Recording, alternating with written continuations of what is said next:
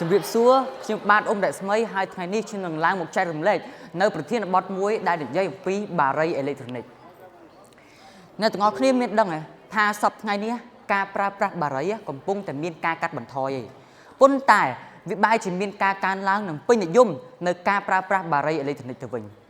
ហើយនេះទើបធ្វើឲ្យសង្គមកំពុងតែទទួលរងនូវផលប៉ះពាល់ជាច្រើនជាពិសេសប៉ះពាល់ទៅដល់ស្រទាប់យុវវ័យតែម្ដងដែលកំពុងតែមានអាយុចាប់ពី14ឆ្នាំទៅដល់18ឆ្នាំមុននឹងចូលទៅដល់ប្រធានបទខ្ញុំសូមបកស្រាយពាក្យថាបារីអេឡិចត្រូនិកជាមុនសិនតើអ្វីទៅហៅថាបារីអេឡិចត្រូនិកអ្នកទាំងអស់គ្នាប្រកាសជាយល់ថាបារីអេឡិចត្រូនិកគ្រាន់តែជាឧបករណ៍ដំណើរការដោយម៉ាស៊ីនសម្រាប់បញ្ចេញផ្សែងតែប៉ុណ្ណោះប៉ុន្តែបារីអេឡិចត្រូនិកគឺជាឧបករណ៍ដំណើរការដោយម៉ាស៊ីនហើយគេប្រើចរន្តអគ្គិសនីដើម្បីដុតកម្ដៅអង្គធាតុរាវរួចបំផ្លែងទៅជាឧស្ម័នពុលនៅក្នុងឧស្ម័នពុលនោះទៀតសោតវាមានផ្ទុកនៅសារជាតិគីមីជាច្រើនរួមមានជាតិនីកូទីនជាតិដែកក្លិនផ្លែឈើនិងមានជាង30ប្រភេទទៀតគ្រាន់តែយើងដឹងអំពីនិយមន័យរបស់វាក៏យើងដឹងថាវានឹងមានផលប៉ះពាល់ជាច្រើនទៅដល់សុខភាពរបស់យើងតើមានផលប៉ះពាល់គេខ្លះទី1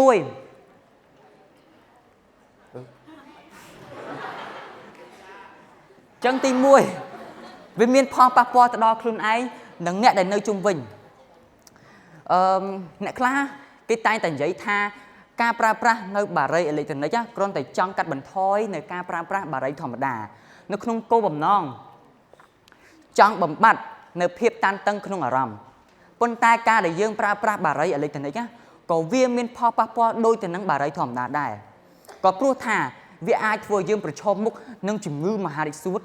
ជំងឺគាំងបេះដូងជំងឺថប់ដង្ហើមលាក់ហើយមិនត្រឹមតែមានផលប៉ះពាល់ទៅដល់ខ្លួនឯងតែមួយមុខទេ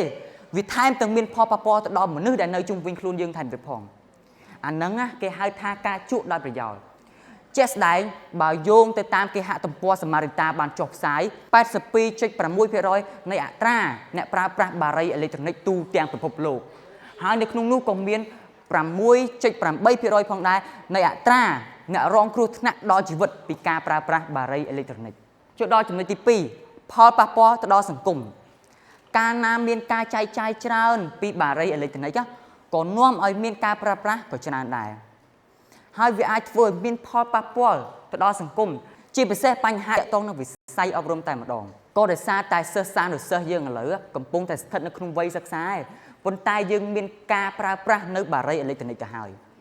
អញ្ចឹងហើយទៅធ្វើឲ្យមានការខកខានទៅដល់ការអភិវឌ្ឍសង្គមក៏ដូចជាប្រទេសជាតិឲ្យរីកចម្រើនផងដែរហើយបើយោងទៅតាមរបាយការណ៍ CDC គេបានបង្ហាញថាអត្រាសិស្សានុសិស្សបានប្រើប្រាស់នៅបារីអេឡិចត្រូនិកចំនួន 11.3% ហើយដូចយើងទាំងអស់គ្នាដឹងស្រាប់ហើយថាការបើយើងចង់ទប់ស្កាត់នៅការប្រើប្រាស់បារីអេឡិចត្រូនិកទាំងស្រុង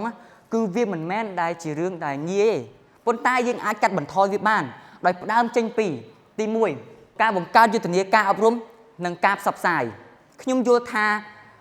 យុវជនគឺមានសារៈសំខាន់ណាស់សម្រាប់អភិវឌ្ឍប្រទេសជាតិក៏ដូចជាសង្គមជាតិផងដែរយើងត្រូវបង្កើតនៅមាតិកាតាមវិស័យអប់រំនៅតាមសាលារៀននៅតាមសហគមន៍ឬក៏វេទិកាអនឡាញផ្សេងៗដើម្បីឲ្យយុវជនហ្នឹងមានការជៀសវាសអំពីហានិភ័យទៅដល់សុខភាពដែលបណ្ដាលឲ្យមានការប្រើប្រាស់នៅបារីអេឡិចត្រូនិកអញ្ចឹងចូលដល់ចំណុចទី2ការចូលរួមជាមួយនឹងរាជរដ្ឋាភិបាលកាលណាបើសិនជាយុវជននោះមានការយល់ដឹងអំពីផលប៉ះពាល់នៃបារីអេឡិចត្រូនិកច្បាស់គេលើកទឹកចិត្តឲ្យពួកគេទៅចូលរួមជាមួយនឹងរាជរដ្ឋាភិបាលក៏ដូចជាសមត្ថកិច្ចក្នុងគោលបំណងចង់ឲ្យមានការបង្កើតច្បាប់ការបញ្ចេញមតិការរឹតបន្តឹងច្បាប់ទៅលើការនាំចូលការលក់ចែកចាយតាមបណ្ដាញសង្គមអ៊ីនធឺណិតដើម្បីឲ្យមានការកាត់បន្ថយរហូតដល់ទាំងស្រុង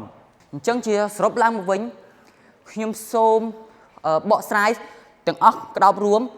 មានន័យថាបារីអេឡិចត្រូនិកបានផ្ដល់នៅផលប៉ះពាល់យ៉ាងខ្លាំងទៅដល់យុវជនហើយជាពិសេសវាធ្វើឲ្យមានផលប៉ះពាល់ទៅដល់ការអភិវឌ្ឍសង្គមជាតិក៏ដូចជាប្រទេសជាតិផងដែរអញ្ចឹងនៅក្នុងនាមយើងជាទំពាំងស្នូលរស័យយើងត្រូវខិតខំប្រឹងប្រែងរៀនសូត្រត្រូវធ្វើជាចំណែកមួយនៅក្នុងសង្គមដើម្បីអភិវឌ្ឍប្រទេសជាតិឲ្យមានភាពរីកចម្រើនហើយយើងត្រូវជៀសវាសអំពីការប្រើប្រាស់បារីអេឡិចត្រូនិកខ្ញុំមានសារផ្ដាំអ្នកទាំងអស់គ្នា បើសិនជាស្រឡាញ់ខ្លួនឯងសូមកុំប្រើប្រាស់បារីអេឡិចត្រូនិកសូមអរគុណ